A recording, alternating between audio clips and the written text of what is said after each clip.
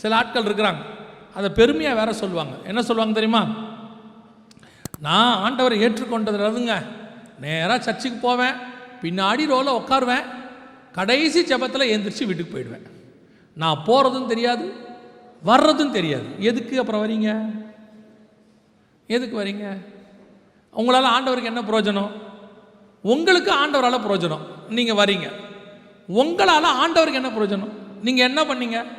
யாராவது கஷ்டம்னு வந்து சொல்லுவான், அவங்ககிட்ட கூட இயேசுவை பற்றி சொல்ல மாட்டீங்க. யாராவது சொல்லுவான், வியாபாரத்தில் ரொம்ப நஷ்டமாயிருச்சு, நான் தற்கொலை பண்ணிக்கலான்னு இருக்கிறேன், அவனுக்கு உட்காந்து அட்வைஸ் கொடுப்பாங்க, கவலைப்படாத, இதே மாதிரி பிஸ்னஸை வேறு மாதிரி பண்ணலாம், அதை பண்ணலாம், இதை பண்ணலாம். அவனுக்கு ஏன் ஆண்டவர் அவனை அனுப்புனார் தெரியுமா? அவனுக்கு பிஸ்னஸ் ஐடியா கொடுக்க ஆள் இல்லைன்னு உங்ககிட்ட அனுப்பலை, ஆனால் நீங்கள் மட்டும்தான் அவனுக்கு இயேசுவை பற்றி சொல்ல முடியும். அதுக்கு தான் கர்த்தர் உங்ககிட்ட அனுப்பினார். அவங்ககிட்ட உட்காந்து என்ன பண்ணிட்டு இருப்பாங்க? பிஸ்னஸ் ஐடியா கொடுப்பாங்க.